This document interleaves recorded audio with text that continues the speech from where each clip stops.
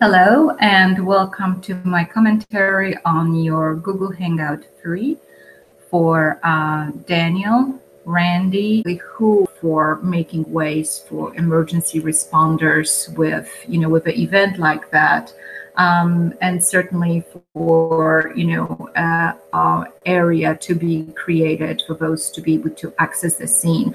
I don't know if you recall, but in Beslan terrorist event in Northern Ossetia that we studied in Crisis Management 1, that was a tremendous factor of the delayed response initially when the incident happened, because those vehicles couldn't get free directions. So you're looking at the shuttle system, establishing a bus shuttling system. Obviously, some of the parking structures might be compromised, and so those were playing position area that requires a defensive position and creating an inner perimeter that is going to make sure that hot zone has integrity. You're going to have following criminal investigations in that case. So getting it managed from the get-go is going to be critical.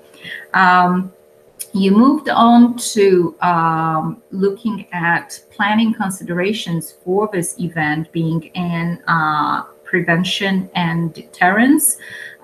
So certainly the intelligence gathering function, pre-event, safety, screening, and security of runners. That walk and run has there are measures in place for credentialing of people that participate in the race and what they bring with them.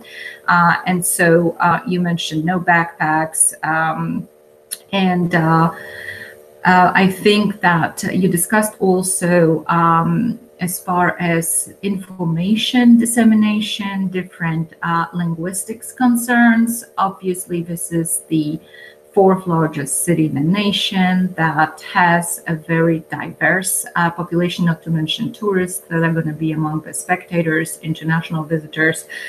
So with 100+ languages being spoken in Houston, this is going to be a consideration for mass communications. You also talked about probability or necessity to plan immediately for monitoring.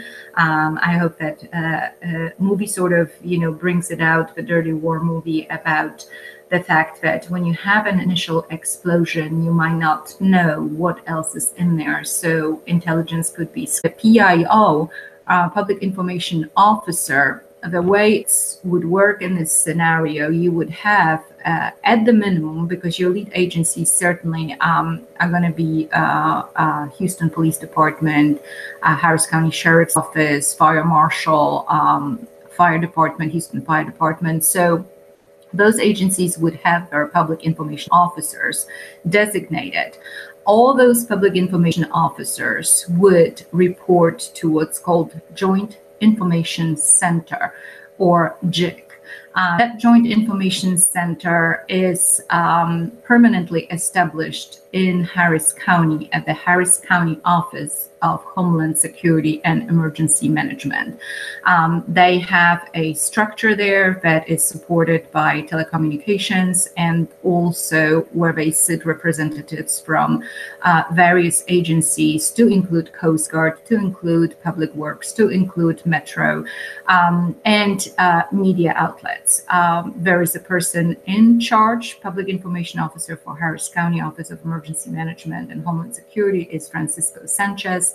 That is somebody that has long-standing relationships with the media community, so they would be coordinating very closely with them. Within Joint Information Center, also, there is a media monitoring group and a rumor control group and a writing and analysis group. So all those aspects of social media monitoring, of pushing out messaging, mitigating equipment or procedures for first responders. 215A would be part of your incident act. You're very well familiar with that. integrity of buildings, potential collapses, making sure the residents or businesses or whoever might be in those we discussed are, as we practice evacuations, a lot of times we don't consider the evacuations too. We just give the evacuation orders or, advice evacuating, but it's not supported with specific designation of. And you mentioned that part of the prevent planning and coordination. You did discuss, potential locations of those businesses, doing assessments of their safety procedures and protocols before event like that. Certainly compliance with consideration for walking wounded and how to deal with that. So all the management aspects of people that are walking wounded. Service disruption, traffic issues. I think that was part of your discussion on victim care. You started talking not only about the short-term recovery, so it would be the restoration of lifelines or even the initial response, and then moving to long-term recovery. Now you're moving your considerations for that event into long-term recovery, and certainly vertigo, PTSD, long-term effects of this event. As I mentioned at the very beginning of this discussion with you, is this would be the first suicide bombing event in the United States.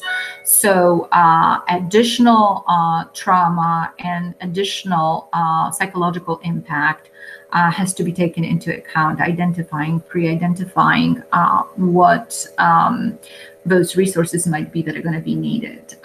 You mentioned the integration of non-governmental organization, American Red Cross, certainly nurses for hospitals, teachers using volunteers, particularly skilled and knowledgeable volunteers. And I know Daniel is very particular about credentialing of volunteers, being part of a CERT. Certainly you have very good experience and you practice, your critical skills, and you have those volunteers listed based on their levels of training and what they can do in this event. I think it was really interesting. You mentioned the Rocky Raccoon race and how you plan for this event. I had students on a CERT team in previous classes that performed activities on this event as well. So pre-positioning of volunteers prior to event. I think you sort of jumped a little bit on Walker County. Certainly there would be Homeland Security investigations involved. Certainly there would be Department of State. Think about that. Department of State might be involved, considering that Houston has all the diplomatic outfits, consulates, and so over 30 of consulates in Houston. That includes people with foreign dignitaries, high profile. And Memorial Hermann has a lifelight. And what if, something happened with a Memorial Hermann? So, planning. So, if you have a runner, a walker, and heavy coat, well, that wouldn't happen. That person wouldn't typically be there because, again, the runners and the walkers depart from pre-designated positions, and they have to be screened, and they do leave things in locker rooms. And previous discussions and discussion boards on talking about lead and decision and